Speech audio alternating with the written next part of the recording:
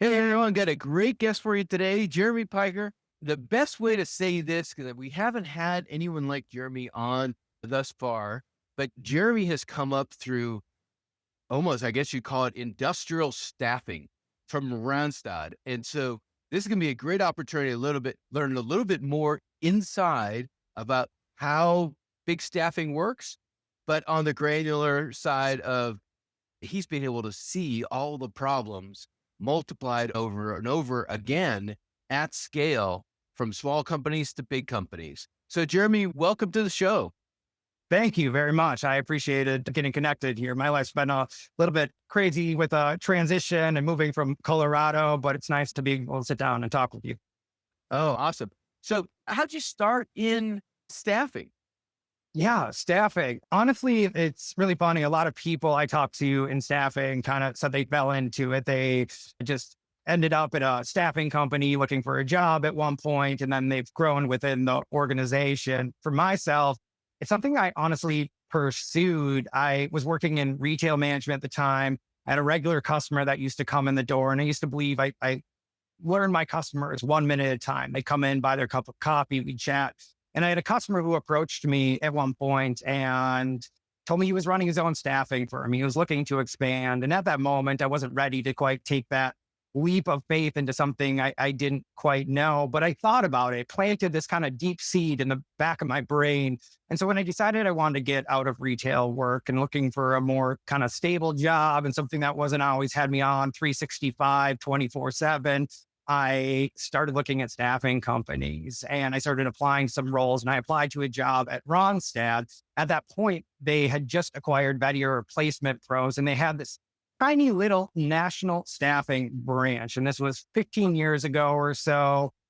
Honestly, it was an outlier. Everything else within national staffing here was just local branches all scattered across the US, but not a lot of kind of a network that was behind it. And so I was hired for this team that was doing national staffing for Bank of America, hiring a lot of mortgage positions just prior to the mortgage crisis here. And that's how I got my foot in the door. And then what I know you said it was a little bit different from traditional staffing at the time. How do you define that for our team member listeners who are TA Yeah. teams who may not really understand the difference because there was the retail staffing, light Yeah, no, industrial no. offices? Exactly. I don't use this as a negative by any means, but one of the analogies I used to use when I'd explain to people what we did is I referred to us as the McDonald's of Ronstadt. And the fact that our goal was to be able to provide the same type of service here, regardless of where you were hiring. So Bank of America, for example, has offices scattered across the US. And when you're working with isolated, localized branches, you're working with independent people, independent locations here. But one of the things that my organization, my group was able to do here was to work with these large enterprises across the US here from a top down, which really allowed me to get a better sense of the types of people that they were hiring, regardless of that local market, figuring out what worked in one area and how we could scale that to across the company. So when they would come to us with job orders here, we were able to support them regardless of what their need was, but in a very consistent manner rather than having to work with independent local branches. Yeah.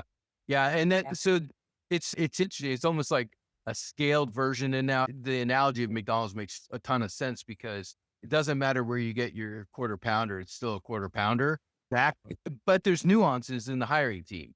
And enterprise every company still has that same thing, is the same role as an accountant. On paper, it looks the exact same. Yep. Inside the culture, inside the tools they're using, Mhm. how they respond, what the inside, if you're a KPI company, totally different matrix. And was that version that you started up and you were working in 15 years ago, did you say that became normalized or a new Yeah, entity? very much. It was Wild West at that moment. At the time, it was even before the time of like e-signatures existed. And so in order to hire on talent on a national basis, as a recruiter, I was sending out FedEx packages that we were putting together, overnighting them out to talent and having them sign their I-9 paperwork, sending it back. And we'd have to scan the documentation physically back in. And so because of that, it allowed us to really focus a lot on the operations of that team and how that was going to ultimately scale. We created roles like operational roles. At the time when I was first hired on, there was nobody doing the operational side of the work here. As a recruiter, I was responsible for both sides of the Yeah.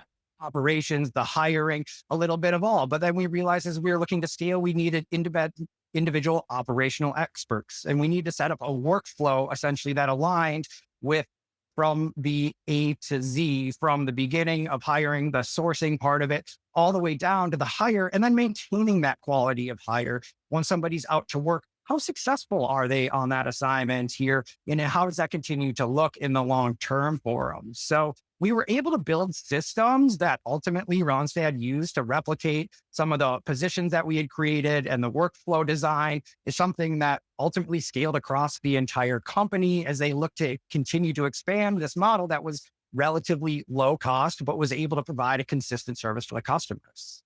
Wow. And so that was truly, that's amazing because you just don't and this is exactly why I do the podcast, is to find people like you who have been and seen. This was the scaling of recruiting 15, 17 years ago. And now we're talking about, oh, do you have a recruiting ops person? Yeah. As if it's something that's brand new. It's like, no, you guys were doing it 17 years ago. No, It's the underlying role. Yeah. yeah, absolutely. It was ultimately about designing systems that help our team succeed, but helped our customers succeed here. And I think one of the hurdles in a lot of organizations here is they get to be really large and those individual roles become very siloed. And actually, one of the things I'm excited about with AI and some of the new technology that's coming out here is I do feel this compression reoccurring here. Teams are running thinner, they're running leaner. And instead of having individual people be responsible for just one sector of the business or just one section of the business here, cross functionality feels like it's going to be more critical and more important to someone who can see all the steps that are happening along the way. Maybe they're a subject expert or a subject matter expert in just one section of the business here, but it's their Uh-huh. ability to understand what the domino effect is and what the upstream and downstream impacts of what they're doing and how they connect with that larger picture. And I think as organizations are compressing right now due to the technology, it's going to be a much more critical skill set in the future. I want to deep dive into this one because I think this is critical for any TA leader, regardless of the size you're in the company, or somebody in recruiting who wants to go into leadership, or if you're a recruiter and truly a workflow person, that's where this is your moonshot time. Because if you understand recruiting and you understand workflow from, as you mentioned, top of the funnel, bottom funnel, and backwards, forwards, this is the time that this is your time to shine. Uh, No, I how absolutely is, agree. yeah, No, I was just saying, I absolutely agree with that here. I think for a long time, we hired people to do a repeatable task really well over and over, but it's the Wild West again. Honestly, it feels to me the industry is at a moment that is back when I first started with Randstad at that point, is we're first looking at these models saying, how can we design these to be efficient, to maintain quality here, to meet the end goals that we're trying to meet? And what is this going to look like for us? And everybody's having those same conversations right now. It feels like there's an opportunity to step back from, quite frankly, since the internet age, we've done nothing more than digitize resumes here. I think there's a lot more that's out there. And I think there's a lot of people that are starting to have those conversations. And I do think it feels like kind of that Wild West when I first started in. And I'm really excited, obviously, about that potential change and how that's going to drive the industry forward. yeah, because I agree with you. Because it's so easy to look at LinkedIn and everyone complaining about the volume of AI resume slop, and I'll use that term. We'll talk about that in a second. And then also job seekers and other people complaining that, oh, I'm not going to take an AI interview because I don't like it. But there's no one's, everyone's looking right in front of their face to try Mhm. like, oh, this is broken. It's like, they don't understand the context of it, which I'll probably have to put a LinkedIn post out about this because I just think it's just continuously going on.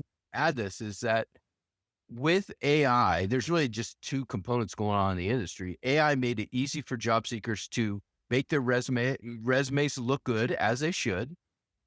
But that also means they often look better than they actually should because they don't clearly Mhm. define their experience.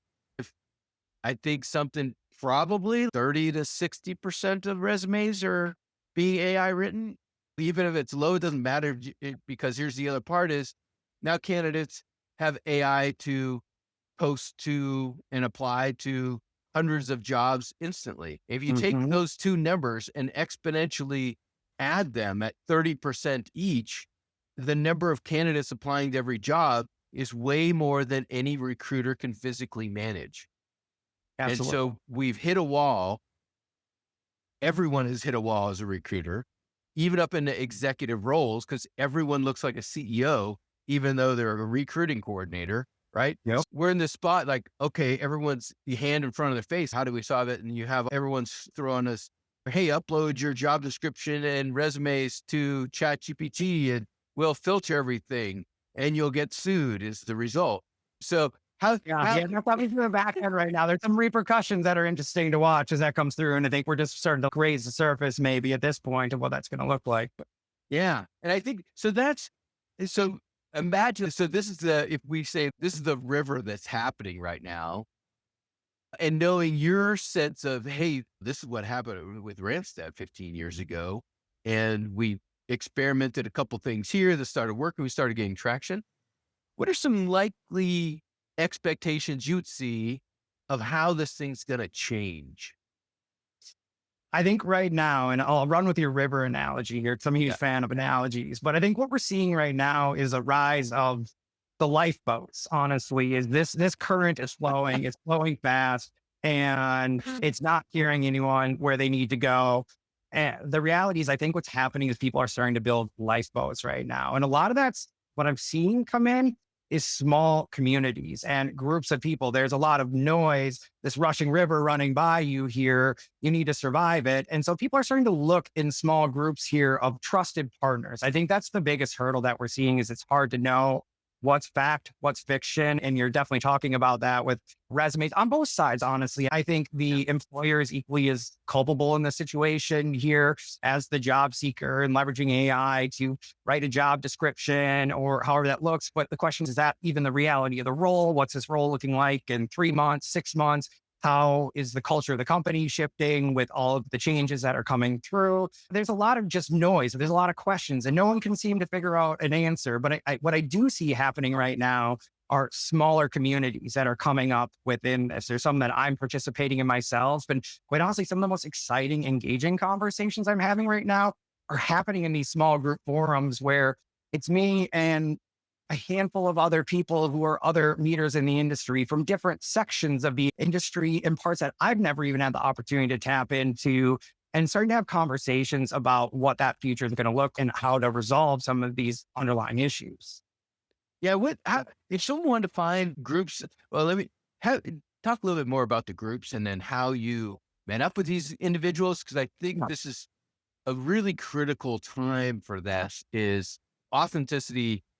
We're seeing more and more now. It is the only source of trust as Mhm, AI gets bigger and bigger. So mhm. building your personal brand around and building your connections is going to become, and not just here, I connected with 1,000 people on LinkedIn last week, but authentic. Hey, oh, you need some help with staffing. I understand this. Call Jeremy.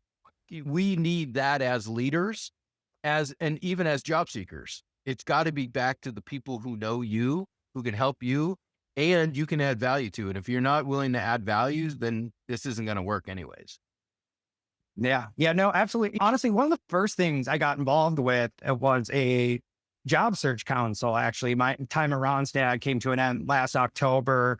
And I'm looking at the world around me and I'm seeing all these people and I'm seeing the complaints on LinkedIn from both sides here of everyone struggling to align essentially the right employees to the right jobs. it seemed really obvious, and I don't even know where to start. So I joined a job search council, which I moderated the group here. And there were 6 of us here talking about the market, talking about the job search. And each of us came from a different background. I was talent acquisition. There was someone from human resources. We had a Harvard MBA, data researcher, and a data scientist. And so this collective kind of came together to take a moment. We met on a weekly basis to talk about how we're building resumes, how we're applying to positions, what's working for us and what's actually not working with us. And every week we would meet up and we would talk about the hurdles that we were seeing out in front of us and how to be able to navigate them a lot more. But it was this authentic connection. Everyone had their own roles, own responsibilities. You had to come to the call prepared to talk about what you were doing. There was an individual accountability for each person, but we showed up as a group to be able to compare notes, to understand the reality rather than listening to the noise that was out there. Yeah. Yeah. Cause I think it's so easy to just get sucked into, again, your hand in front of your face if you go on LinkedIn and you're going to doom scroll on career stuff. I mean, especially now with the videos. And that's the thing is it just shifted from there. I think that was my first kind of insight to saying that, hey, there's something here in these kind of groups of people. And I think about traditional communities where everyone had an individual role, but they were part of a larger collective and how organizations operate. And it started leaning more into that. For me, I think my most interesting growth happened when I started, like you said, more genuinely networking here, when I was taking time to meet with people like you, but to jump on a call and have a real conversation about what was happening rather than kind of that surface level, kind of vapid communication, but really being able to dig in a little bit deeper. There's been some conversations I've been in just a couple of weeks ago. We were talking about in this collective here, which is called Proof of Concept. Actually, they've been doing a bunch of sprints. Chris Patton, who used to be with SIA, he's overseeing this here. But we jumped on a call talking about beyond the resume, and there were, I don't know, a half dozen people from different parts of the industry again here. One, a large former McDonald's talent acquisition leader here, myself, someone from the VMS and MSP space, some independent owners that were doing their own thing, but a group of us coming together, more of kind of a think tank type conversation about what does this look like moving beyond the resume. We know the resume feels like just a lot more noise. To your point, you're talking about everything looks great. And when everything looks great, nothing is great here. And how do we start to discern this here? And how do we move beyond the current concepts and kind of structure we're locked into? And what's going to be the future that's going to be able to build to be more successful for the employee and for the employer? Yeah.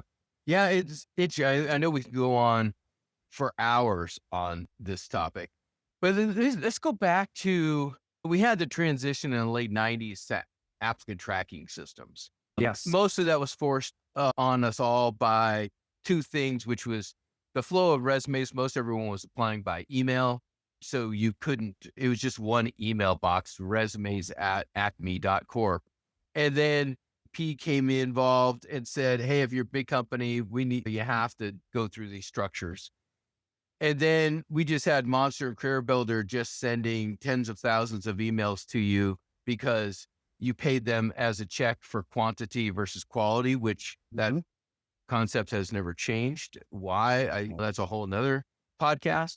But where do you think, like from your experience in Randstad in the last couple of years, and we started seeing AI trickling in towards in the last 2 years, where do you think it's going to change staffing? There's where I think it might change staffing and where I hope it might change staffing. When AI was first handed to me and it started to be integrated in my work suite, I remember talking to a colleague here about saying that, like, this feels like it's going to be a paradigm shift of how organizations have functionally been able to work. I started using AI to digitize knowledge of senior recruiters, helping my junior recruiters to be more small in their screenings and in their initial process. But it was never about removing the people. It was about allowing the recruiter to have a better conversation. I think a lot of times, and we've all had the conversation with a recruiter where they're just going off the check boxes here, saying, yes, SQL, yes. And they're just hitting all the experience that the individual has here. But for me, that's relatively easy to do. Keyword matching is something that is a repeatable task that honestly AI can probably do. So, can we elevate the recruiter to have a more engaging conversation? As a recruiter, I don't know the intricacies of a CPA's job by any means. Here, I've never done that, but using some AI, some better institutionalized knowledge, I can potentially hop on a call with a CPA and be able to ask better questions from the get go about the nuance of their role, why they do what they do, how they do what they do, rather than just checking boxes. So for me, I really do hope that's going to be the future of hiring, is that we're going to start to have better human to human conversations, more authentic conversations, rather than those robotic recruiting check the box conversations. Yeah. So on going down the same vine on authenticity and upskilling the recruiter to get to the meats and potatoes, like the Yes. culture, which we've been going through check boxes because it spells sequel. Have you used it in the last 30 years? Yep. To I saw this great post on LinkedIn a couple months ago from a recruiter who said, I got most of my placements in executive recruiter because I asked one simple question of everyone that I placed. What's the most important thing to you in your career? Has nothing to do. I'm an accountant. This is the kind of company I'm looking for. This is a software, none of that, but that what's your next step for you, Jeremy? What's your next step? And everyone would just, the whole bar would change and be like, I'm in security. And a lot of people think I'm in security, but I'm really an entrepreneur and I want to be able to grow. And then you're like, now I got the candidate. Now I know what role and I can find out if they're going to be a good fit or not. That's the stuff that you're not going to get in the resume. And those are the questions we can get to recruiters and help them to understand how to elicit in those calls. And an AI could possibly be able to pull this thing off, but I think we're going to see it. This is going to take a long time for that to happen. So, but I don't think it's the conversation and getting to the motivation why someone is interested in moving or not moving. Yeah, I think It's it's because really cool to use the tools to do that. you can't separate the human from the work. I think we all like to pretend a little bit that there's some sort of magic wall in between our personal and professional presences. But the reality is, for me and just my own experience, I was always my most successful when I could show up as my best self. I could be curious, I could ask questions, I could build something new. When I had that autonomy and had the opportunity to do that, that's when I was successful. It wasn't when I was just doing a repeatable task over and over here really well, but it's when I had the opportunity to bring who I am, because I'm a very curious person naturally in life. It's not something I turn on and off. There's no switch that occurs at work. And sometimes just being able to have a platform where I can work with a team, where I can ask a lot of questions, dig in, probe deeper, I can kind of start to see the little pieces underneath the puzzle. But that's how I operate in my daily life here. And I think that's one thing that we often don't consider or don't take the time to really acknowledge, is that human aspect of it. Is we aren't robots here. We're not AI. We can't switch things on and off. And I think trying to figure that out here, of not only what you did, but why you did what you did. What type of person are you more holistically? And how can we bring you into the organization and allow those parts of you to thrive? That's why you're an entrepreneur. And we were talking about this earlier, is that's where your space is here, where you have that autonomy to grow. It's because it's fundamental to who you are. Yeah. Yeah. All right. Let me ask our last couple minutes here. Where do you want to go? Are you thinking about going? Or do you want to do staffing and getting to that world, or do you want to get into enterprise or do an operational reboot on someone's talent acquisition? If someone said, "Hey, this is Macy's or another major retail," do you want to go in and with a team who wanted to do a complete rebuild or a vendor? What kind of piques your interest now? Like you've seen it all Yeah. happen. What's that next step for you? Like, where's the most interesting spot in your mind right now? Honestly, the operationalization, honestly, I think it's I don't know if it needs to be an entire rebuild, depending upon what that system Yeah. looks at here, but I think it is that opportunity to step back and say, what are we doing? Why are we doing this here? Is the technology working for us? Is it working against us? If it's working against us here and it's not solving the problems we need to solve, what is new and how can we rebuild this? Because I think there is just so much opportunity right now in that space. You don't need and I've heard others talk about this quite a bit here, but you don't need a giant tech stack anymore to solution for some of these things. There's a lot more ad hoc opportunity to build something here that's going to be able to fundamentally shift how we're working. So for me, that's where I get excited. Honestly, that's where I get really jazzed and I love to talk about is when I have that opportunity to come in, ask those questions, and really look at the fundamental workflow and the operations of what we're doing, why we're doing it here, and what we can do to make sure that's serving the purpose that it needs to serve. Yeah, it's cool. And in my experience, there just aren't that many operators who know the workflow backwards and forwards. And the process is going to be different for every company, Yeah. but generally the same. We know your HR tech stack, your HRIS is part of it, your applicant tracking system, any of those 3 to 5 year contracts you already signed. Those things all need to be looked at. But I think it's that one part is where do we want to go to, regardless of the technology yet? Just where are we trying to get to? Yep. Then take the step back and say, what are our known constraints and how risky are they? So what? We have an ATS. We have 12 months. Great. It's only 12 months and we can abandon it. But is it getting us the workflow we need to solve the business problem? Yeah, no, absolutely. I just, again, I think there's a lot of opportunity to tear that down a little bit. Working in enterprise staffing for such a long time and supporting so many different customers across different parts of the industry, supporting the technology space, finance, healthcare. I was really across the range, but the breakdowns that I saw were consistent, Mhm. regardless of what type of industry it was in here. It was the same pain points, same problems that were occurring.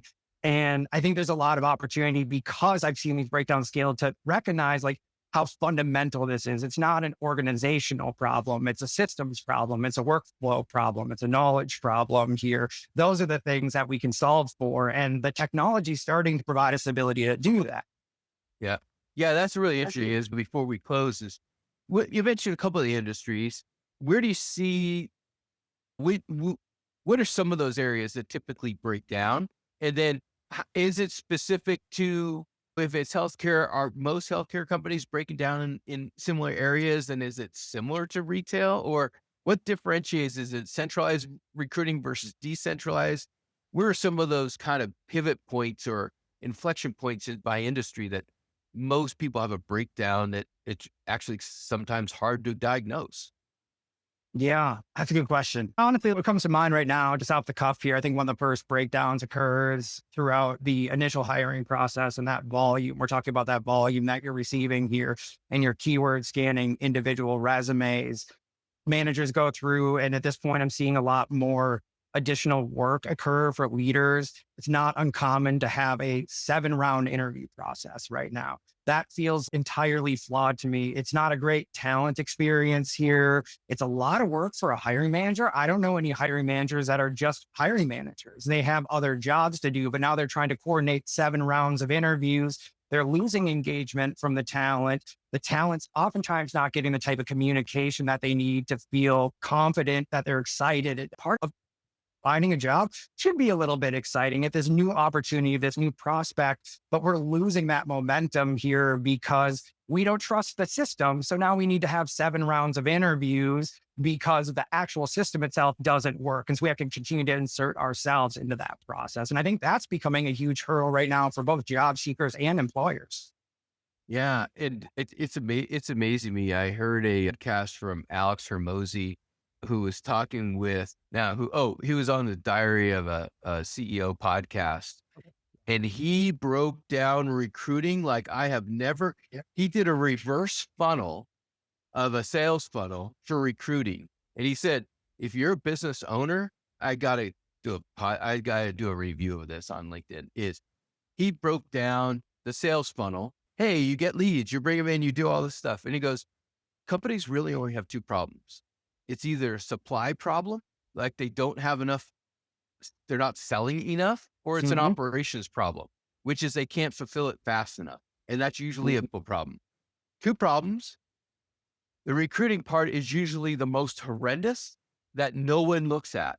And he said, if you're the CEO or you're the guy in charge or lady in charge, look at your job descriptions. You will not believe how horrendous they are compared to what you're trying to sell. And if you're always having an operations problem, start there because you're not hiring the right people because your that funnel is broken. I'm like, God, he's the king of, Yeah. business strategy. And I'm like, wow, I'm so glad to hear. I can't wait to find clips of that thing and blast them because it was just straight to the core of here is the problem. Like 7-round interviews. Would you try to sell somebody 7 times? Wow.